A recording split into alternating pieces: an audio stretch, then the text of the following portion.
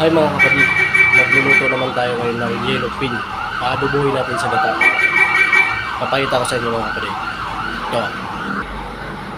Ayan. Ito yung yellow pin. Yung gata. Ayan. Bawang, sibuyas, luya, sili, kamatis. Yung pichay. Ayan, umpisa na natin mga kapatid. Ilalagay ko na muna yung bawang, sibuyas, kamatis, luya, at sili. Ayan. Ayan na. Bawang, sibuyas, sili. Isunod naman natin mga kapatid ang yellow pin. Sunod natin ang yellow pin. Ayan. Sisayin lang natin mga kapatid.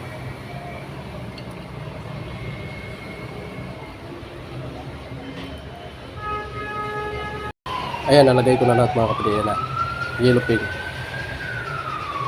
Lagyan na natin ng bitchin. Siyempre, asin din. Siyempre, hindi mawawala yung suka. Kasi papaksiwin natin. Paksiwin muna natin sa suka. Yan. Takpan na natin mga kapatid. Umpisa na natin. Papuyan na natin. Yan na. Ayan mga kapatid, kumulo na. Lalagyan na natin ng tuyo para maadubo na siya.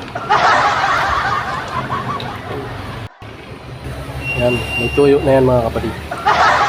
Ito na lang yung sabaw mga kapatid. Lalagay ko na yung gata.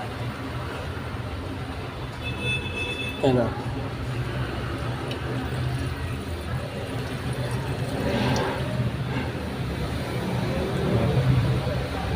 Pakulayin ulit natin mga kapatid para masarap na siya.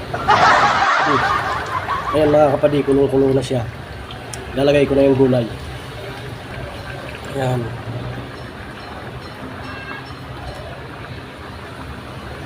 Lagay na natin ang pichay, pangpakulay ng buhay. Ayan. Takpan na natin ulit mga kapatid para maluto yung pichay. Ayan mga kapatid, lutong-luto na siya. Luto na yung pichay. Tikman na natin kung gaano ba talaga kasarap ang yellow pin na adobo sa gata. Ayan, kuha tayo.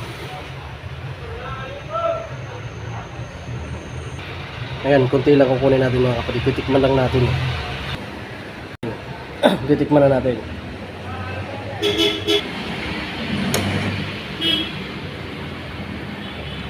Ayan.